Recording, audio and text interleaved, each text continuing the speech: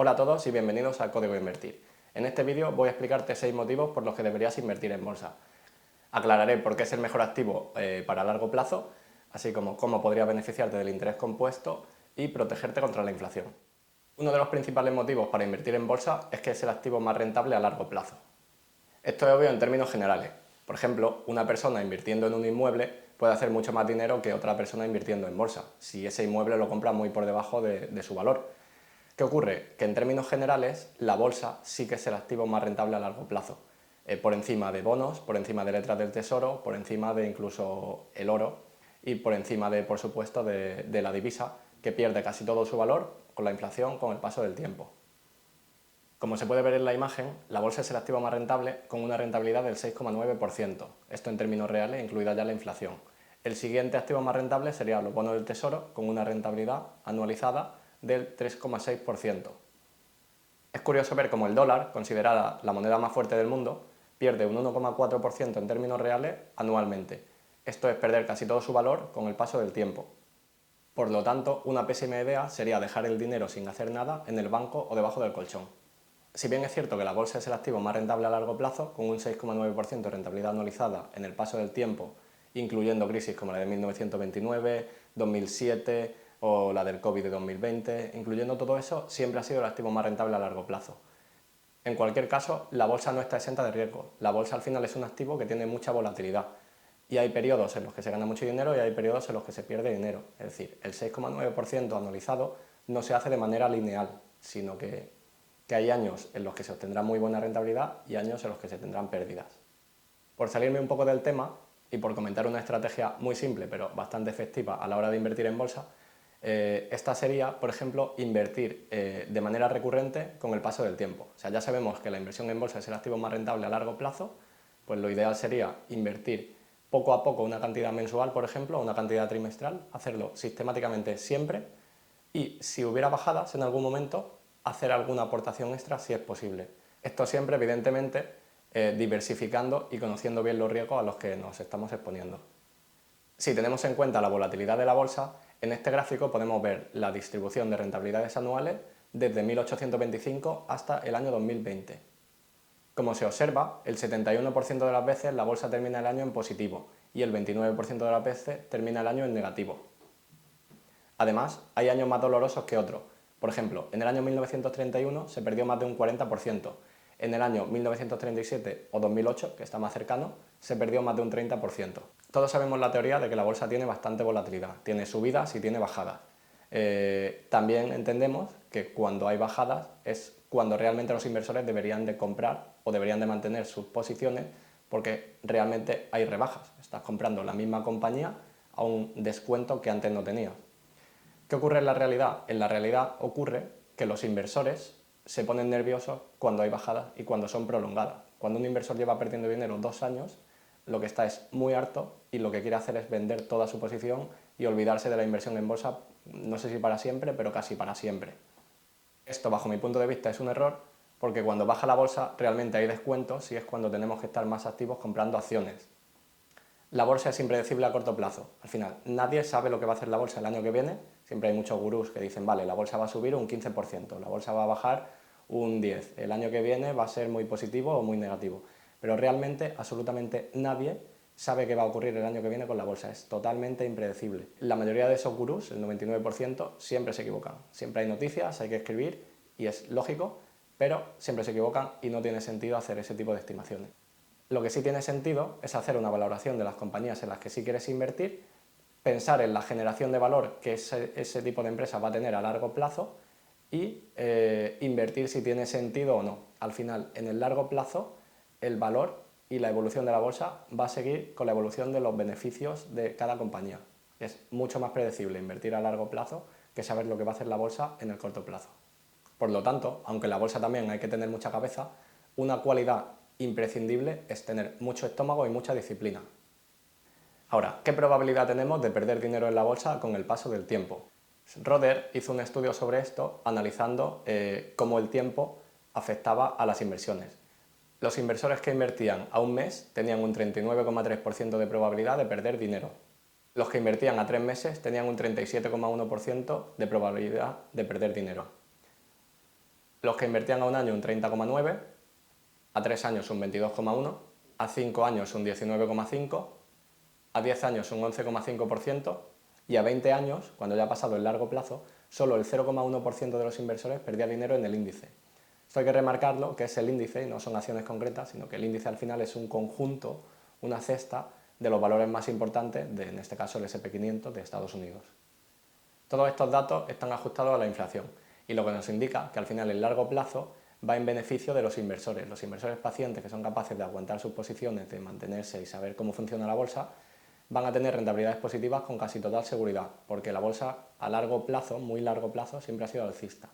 En el corto y medio plazo sí que tiene periodos de más volatilidad, pero a largo plazo al final la bolsa tiende a ese 6,9% en términos reales anual. Por poner otro gráfico con más datos, en la siguiente imagen se ven los mercados alcistas y los mercados bajistas a lo largo de la historia, con su duración en meses. La caída más abultada fue en el año 1937 y duró 61 meses. Esto es más de 5 años en los que los inversores tuvieron que tener muchísima paciencia porque tuvieron sus inversiones en terreno negativo muchísimo tiempo. No todo el mundo tiene la capacidad para aguantar 5 años en negativo y además seguir comprando, por ejemplo, si cree que hay inversiones rentables, que seguramente con 5 años en negativo haya muchas más oportunidades, y aprovecharse de la volatilidad a la baja para hacer este tipo de inversiones. Aunque en bolsa no tiene mucho sentido hacer una media de la duración y caída de los mercados alcistas y bajistas, porque al final cada crisis o cada boom económico es diferente, sí que si hacemos la media, los mercados bajistas duran de media 20 meses y caen un 37% en bolsa. Los mercados alcistas, sin embargo, duran 52 meses, bastante más, y suben un 158% en bolsa. Como segundo motivo importante para invertir en bolsa estaría la protección contra la inflación. Esto es lógico a largo plazo, pero no así en el corto plazo. Por ejemplo, la última década hasta llegar a 2022, la inflación había sido muy baja, sin embargo la bolsa había sido muy alcista. En 2022 la inflación se empezó a disparar por una serie de motivos en los que estuvo, por ejemplo, la impresión de dinero o la guerra de Ucrania, entre otros, y nos encontramos que las bolsas cayeron pues, más de un 20% en muchos casos. ¿Por qué cayó la bolsa? Bueno, al final, cuando hay inflación, los bancos centrales intentan combatirla, digamos, subiendo los tipos de interés. Cuando los tipos de interés suben, las valoraciones en bolsa tienden a bajar. ¿Qué ocurre también? Que esto es en el corto plazo. En el corto plazo la bolsa es muy sensible a este tipo de movimientos, pero no así en el largo plazo para las buenas empresas. Cuando nosotros invertimos a largo plazo en una buena empresa, una empresa que es capaz de hacer subir los precios de sus productos por encima de la inflación, por ejemplo, una empresa que tenga poder de fijación de precios, y pongamos el ejemplo de Coca-Cola. Coca-Cola, si sube el precio de su producto un 5% al año, seguramente la gente lo siga consumiendo. Pues si la inflación está al 7% y Coca-Cola decide subir un 8%, pues al final Coca-Cola se va a ver beneficiada, va a seguir ganando más dinero y va a combatir a la inflación. Por poner otro ejemplo simple, pensemos en una cafetería. Una cafetería que con inflación le sube sus principales costes, como puede ser el coste de la electricidad, el coste de la materia prima del café, etc. ¿Qué hace esa cafetería? Al final, esa cafetería lo que hace es intentar combatir esa inflación subiendo el precio de su producto. Si antes vendía un café a 1,20, ahora lo venderá a 1,30, 1,40, 1,50 o lo que necesite para ser rentable, porque al final los negocios buscan rentabilidad. Si suben los costes, ellos tienen que subir sus precios. Funciona así, porque si no pierden dinero, al final cerrarían el negocio. Pues los negocios que cotizan en bolsa es exactamente lo mismo. Al final nosotros, como accionistas de esos negocios, en el corto plazo igual no, pero a largo plazo, si el negocio va bien, nos vamos a beneficiar de esa subida de precios para combatir a la inflación. El caso opuesto es dejar todo nuestro dinero líquido en euros, en dólares o en cualquier divisa. Ahí, como vimos en el primer ejemplo, perdería prácticamente todo su valor con el paso del tiempo. El dólar ha perdido un 1,4% anualizado en términos reales con el paso del tiempo.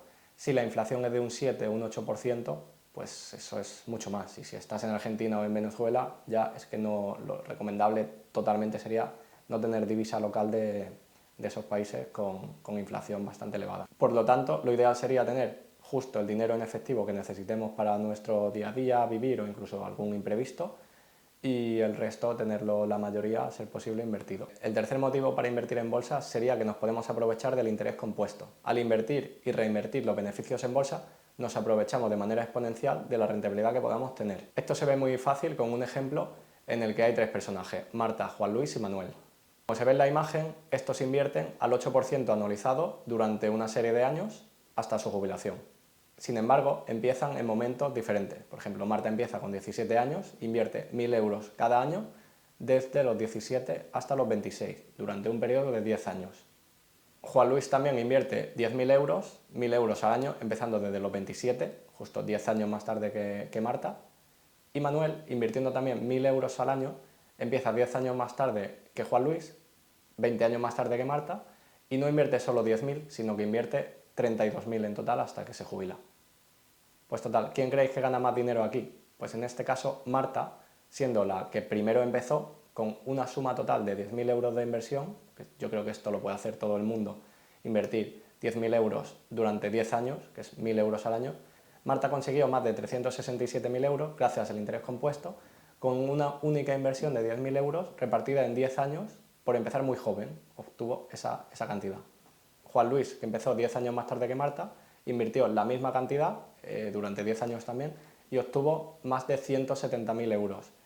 Esto ya se va alejando de la cantidad que consiguió Marta solo por el simple hecho de empezar 10 años después. Es decir, no se ha beneficiado de ese interés compuesto, de ese 8% anualizado que sí obtuvo Marta en los 10 primeros años de inversión.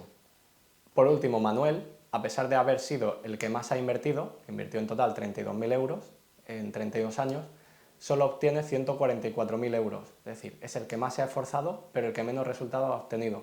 ¿Por qué? Porque empezó mucho más tarde que el resto y no se ha beneficiado de ese interés compuesto que al final necesita tiempo para componer. La idea está clara aquí. La bolsa es un activo muy rentable a largo plazo y lo ideal sería empezar cuanto antes porque al final las inversiones componen y no es lo mismo empezar hoy que empezar dentro de 10 años. Si en lugar de obtener un 8% de rentabilidad anualizada, estos inversores fueran capaces de hacer un 15% de manera recurrente en el tiempo, esto realmente es muy complicado, pero no es imposible. O sea, inversores como Peter Lynch o Warren Buffett lo han conseguido, así que es verdad que son pocos en la historia y son casos muy sonados, pero realmente se puede. ¿Qué ocurriría con este 15% de rentabilidad anualizada en el mismo ejemplo? Pues, por ejemplo, Marta, con su inversión de 10.000 euros, conseguiría más de 7 millones de euros para su jubilación. Juan Luis conseguiría más de 1.700.000 y Manuel, al no beneficiarse de este interés compuesto tanto tiempo como el resto de compañeros, solo conseguiría más de 600.000 euros, que no está nada mal, pero se aleja mucho de la cifra del resto de personajes. Con todo esto, creo que el interés compuesto es un gran motivo para invertir en bolsa y lo ideal sería empezar cuanto antes para beneficiarnos de esa composición de capital que podemos conseguir gracias a este tipo de inversiones. Este ejemplo al final con la rentabilidad del 8 y 15% se ha hecho de manera lineal. La bolsa en realidad no funciona de manera lineal. Hay periodos en los que se va a ganar un 20%, hay periodos en los que se va a perder un 30%, hay periodos en los que se va a ganar un 40%, etc. Pero ¿qué ocurre? Que a largo plazo estos vaivenes se van diluyendo, como hemos visto en el gráfico de Schroders. Al final, si invertimos hoy, no miramos el mercado hasta nuestra jubilación, seguramente podremos obtener un 8%, un 6,9% en el caso de la rentabilidad histórica, pero bueno, siempre intentamos conseguir algo más. Podremos conseguir un 8% y realmente esto no habrá sido lineal, pero nosotros para la jubilación vamos a tener un 8% anualizado. Entonces, al final, es con esto con lo que hay que quedarse y con la idea en general de que el interés compuesto realmente funciona y es bastante poderoso. El cuarto motivo para invertir en bolsa es la diversificación.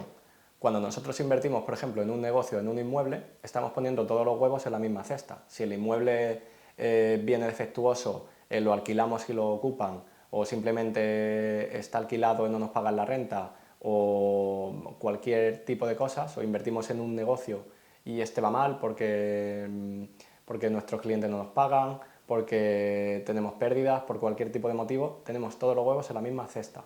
¿Qué ocurre con la bolsa? En la bolsa, con poco dinero, realmente podemos comprar una gran cantidad de acciones. Incluso puedes comprar fondos o puedes comprar un índice en el que ya directamente está diversificado por un montón de sectores, un montón de divisas en el caso de fondos o un montón de activos diferentes. Por poner un ejemplo de cómo funciona la diversificación, digamos que tenemos dos compañías. Esto no sería una gran diversificación, pero bueno, es un ejemplo. La primera compañía es una compañía que vende electricidad y la segunda compañía es una compañía industrial que produce coches, por ejemplo. ¿Qué ocurre si sube el precio de la electricidad? Pues la compañía de venta de electricidad se va a ver beneficiada porque sus precios son mayores y va a ganar más dinero. ¿Qué le ocurre a la compañía de coches? la compañía de coches al final le sube el coste de la electricidad, como es muy intensiva en ese uso de electricidad, al final le suben sus costes y no va a ganar tanto dinero a no ser que suba sus precios. Entonces al final vamos a tener por un lado una empresa que va a ganar más y por otro otra empresa que va a sufrir más para tener el mismo beneficio. Entonces al final la diversificación, unas van a ir mejor y otras van a ir peor, pero sí que estamos protegidos contra cualquier cosa que pueda pasar. El quinto motivo para invertir en bolsa es la liquidez. La liquidez es algo que está bastante infravalorado porque parece que cuando invertimos en bolsa ya o lo perdemos todo o ganamos mucho, pero realmente la bolsa es un activo muy líquido que en caso de necesidad se puede vender parte o la totalidad. Pongamos un ejemplo, pongamos que tenemos 5.000 euros en el banco y 10.000 euros en acciones, ¿vale? Y por lo que sea nos viene un imprevisto de 7.000 euros o 8.000 euros. ¿Qué ocurre? Que realmente vamos a consumir nuestro efectivo que tenemos en el banco y como no nos llega el dinero, la otra opción sería o pedir dinero a quien sea o vender parte de las acciones que tenemos en bolsa para pagar eso. Realmente al vender en bolsa, al ser un activo tan líquido, podemos hacerlo, no hay ningún problema. ¿Qué ocurre? Que lo ideal sería planificarse de tal manera para que no tengamos que vender en momentos cuando realmente no hay que hacerlo, como en momentos de bajada. Además, cuando vienen las emergencias, imprevistos, etcétera, suelen ser en los peores momentos de la economía. Entonces, lo ideal siempre es tener un colchón de seguridad, estar bien planificados y tener en cuenta cualquier posible escenario que pueda pasar a nuestra economía y organizarnos bien. Y por último, el motivo número 6 es que muchas acciones reparten dividendos. Al final, cuando invertimos en bolsa, las empresas pueden hacer varias cosas con su beneficio. Por ejemplo, una de ellas es seguir reinvirtiendo en el propio negocio, otra es recomprar acciones propias, o otra es pagar dividendos. Cuando una empresa paga dividendos, lo que hace es que nos llega a nosotros ese dinero en la cuenta bancaria. Esto al final es una renta que hay un determinado tipo de inversores que las aprecian mucho, porque al final es como que está ganando dinero independientemente de si la acción sube o baja. Siempre tienes un ingreso recurrente y en muchos casos también creciente. Hablando de dividendos crecientes, hay un grupo de empresas llamados los aristócratas del dividendo que llevan más de 25 años pagando dividendo y aumentándolo todos los años. Por lo tanto, este tipo de empresas son ideales para tener una renta creciente, la que seguramente pueda combatir de manera efectiva la inflación. Sin más, espero que te haya gustado este primer vídeo y no olvides suscribirte.